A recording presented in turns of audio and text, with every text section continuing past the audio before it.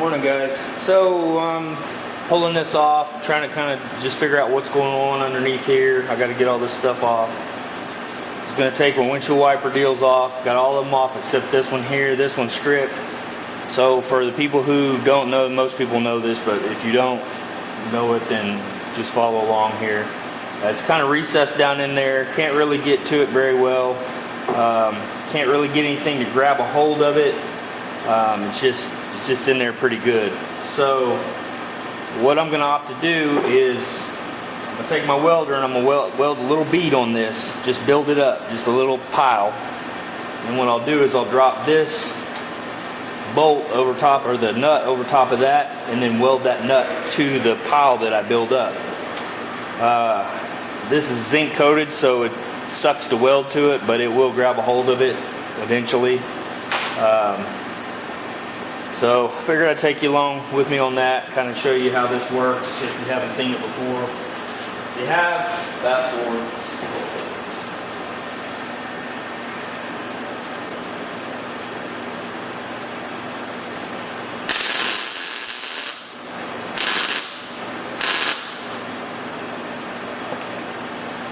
Alright, I'll probably go up a little higher than that. As you can see, I welded a little doodad on there.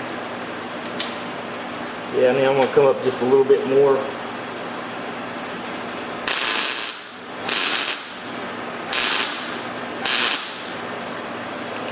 Alright, that'll probably work. We'll see. Sometimes they'll snap off, sometimes they grab good. But there you go. You can probably see just the tip of that sticking up. So I'll just weld a circle, almost like a plug weld, basically.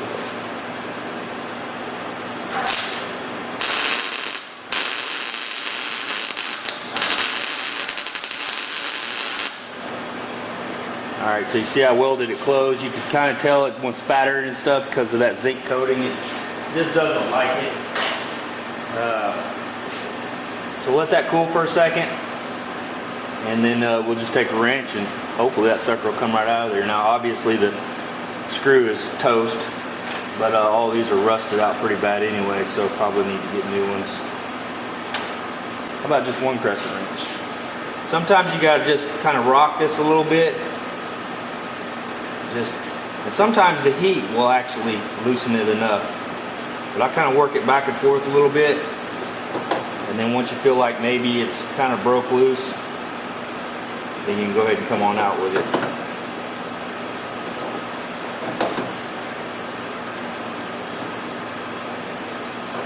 Yeah, she was in there pretty damn good. You can see it's moving the whole damn assembly there. Hopefully it doesn't snap it.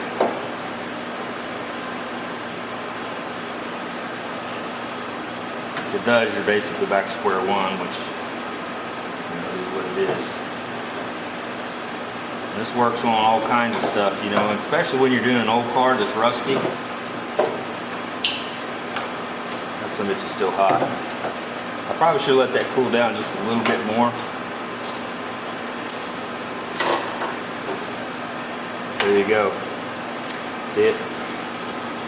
Woo, she's hot. And then your hole's good. You still got your threads. Everything's good. So, and that got that out of there for me. So, I thought I'd just bring you along real quick for that.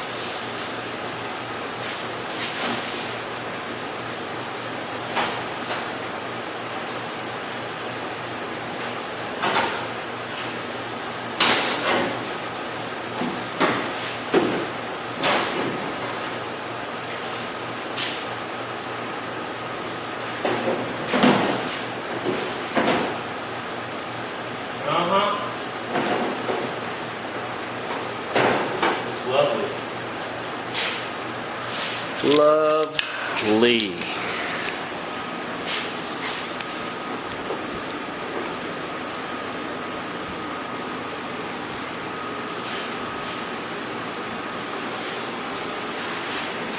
Won't be patching that one. I think those are like 75 bucks, so. And this is eating all the way through.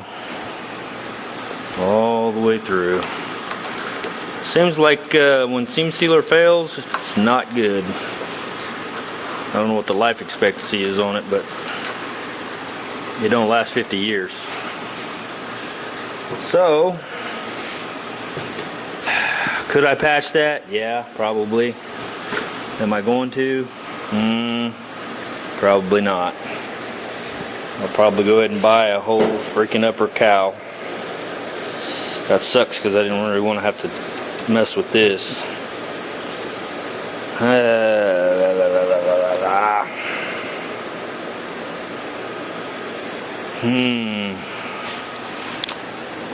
Yeah.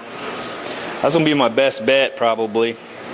And hell, once I get this loose and off here, I may find more rust down in the lower cowl, so I may end up having to buy one of those too. It's just really hard to tell at this point. So, looks like I'll be taking the upper cowl off too. Alright, see you guys. Alright, so before I go too crazy here, cutting all this off, I decided to put some bracing in here. I'm going to take this whole upper box off. I'm probably just going to buy a whole new upper, lower, all that stuff. It all comes together already made. So I mean, I'm just going to take it all out and just replace this whole thing. I got brakes inside there. I'll show you in a minute. Get this thing set up again.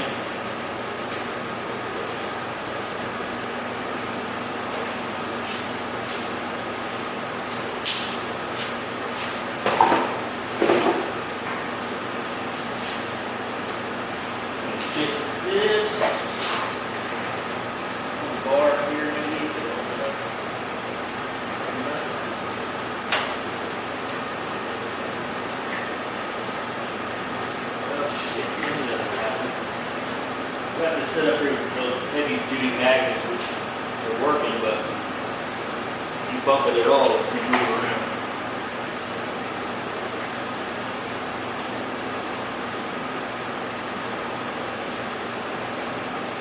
Alright. Center.